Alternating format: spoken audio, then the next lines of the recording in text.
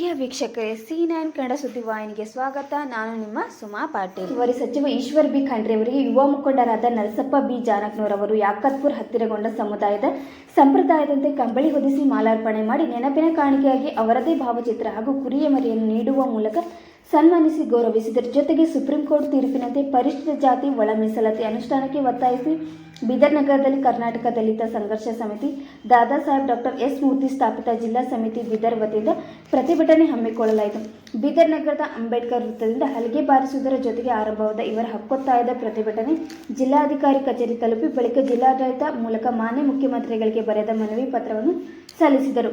ಪ್ರತಿಭಟನೆ ಉದ್ದೇಶಿಸಿ ಕರ್ನಾಟಕ ದಲಿತ ಸಂಘರ್ಷ ಸಮಿತಿಯ ಜಿಲ್ಲಾಧ್ಯಕ್ಷರಾದ ಹರಿಹರ್ ಗೋಖಲೆ, ಮಾದರ್ ಚೆನ್ನಯ್ಯರ್ ಹೋರಾಟ ಸಮಿತಿಯ ರಮೇಶ್ ಕಟ್ಟುತಗ ಅವರು ಮಾತನಾಡಿದರು.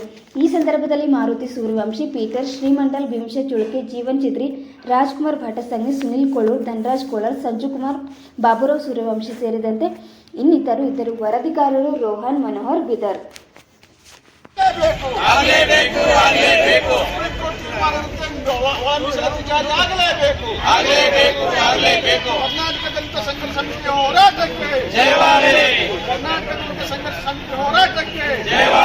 ಆಗ್ತಾ ಇದೆ. ಅದಕ್ಕೆ ನಂತರ ಅನೇಕ ವಿಷಯವಾಗಿ ನಾನು ಕರ್ನಾಟಕ ಕ್ರಿಶ್ಚಿಯನ್ ಫೆಡರೇಷನ್ ಅಧ್ಯಕ್ಷರಾಗಿ ಶ್ರೀಮಂಡಲ್ ಅವರು ಈ ಮನವಿ ಪತ್ರವನ್ನು ಓದುವ ಮುಖಾಂತರವಾಗಿ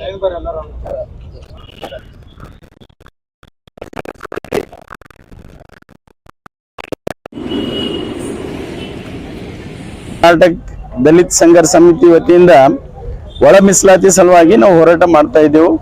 ಆ ಜಿಲ್ಲೆದಾಗ ಎಲ್ಲ ಮಾಡ್ತಾ ಇದ್ದಾರೆ. ನಮ್ಮ ರಾಜ್ಯಾಧ್ಯಕ್ಷರು ಫ್ರೀಡಂ ಪಾರ್ಕ್ ಬೆಂಗಳೂರಲ್ಲಿ ಮಾಡ್ತಾ ಇದ್ದಾರೆ.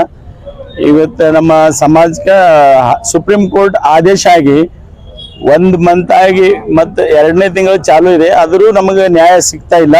ಅದ್ರ ಸಲುವಾಗಿ ನಾವು ಹೋರಾಟ ಮಾಡ್ತಾ ಇದ್ದೇವೆ ಒಳ ಮೀಸಲಾತಿ ಸಲುವಾಗಿ.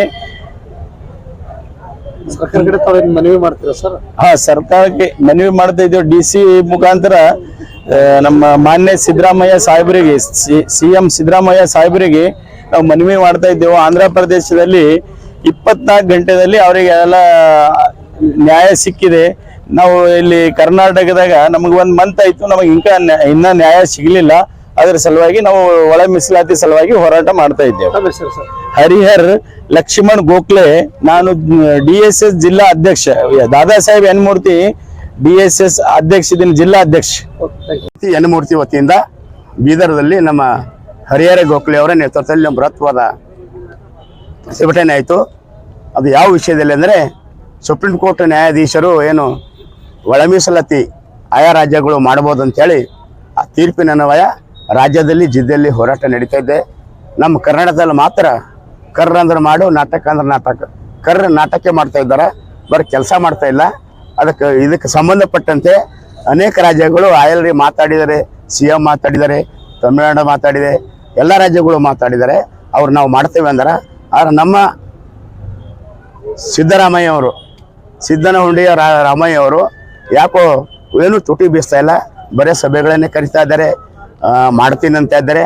ಅದಕ್ಕೆ ಏನಾದರೂ ರಾಜ್ಯಕ್ಕೆ, ಸರ್ಕಾರಕ್ಕೆ ನಮ್ಮ ಬಗ್ಗೆ ವಿಶ್ವಾಸ, ಪ್ರೀತಿ, ನಮ್ಮ ಓಟ್ ತಗೊಂಡು ನೀವು ರಾಜ್ಯ ಆಳ್ತಿದ್ದೀರಿ ಅಂತ ನಿಮಗೆ ವಿಶ್ವಾಸ ಇದ್ದರೆ ನೀವೇನಾದ್ರು ತಕ್ಷಣದಿಂದಲೇ ಈ ಮೀಸಲಾತಿಯನ್ನು ನೀವು ಸುಪ್ರೀಂ ಕೋರ್ಟ್ ತೀರ್ಪಿನನ್ವಯ ನೀವು ಜಾರಿ ಮಾಡಬೇಕಂತೇಳಿ ನಾವು ತಮ್ಮಲ್ಲಿ ಜಿಲ್ಲಾಧಿಕಾರಿ ಮುಖಾಂತರ ಮನವಿ ಮಾಡಿಕೊಂಡಿದ್ದೆವು. ಮತ್ತು ನಮ್ಮ ಸಮಾಜ ಪರವಾಗಿ, ಜಿಲ್ಲೆ ಪರವಾಗಿ, ಇಲ್ಲೆಲ್ಲ ಬಂದರ ಮೀಡಿಯಾರವರು ಎಲ್ಲರ ಪರವಾಗಿ ನಾವೆಲ್ಲರಿಗೂ ಧನ್ಯವಾದ ಹೇಳಿ ನನ್ನ ಮಾತು ಉಳಿದಿ. ಜೈ ಹಿಂದ್, ಜೈ ಭಾರತ್, ಜೈ ಅಂಬೇಡ್ಕರ್. ರಮೇಶ್ ಕಟ್ಟಿತುಗೋ, ರಾಜ್ಯಾಧ್ಯಕ್ಷರು, ಮಾದರ ಚೆನ್ನಯ್ಯ ಹೋರಾಟ ಸಮಿತಿ.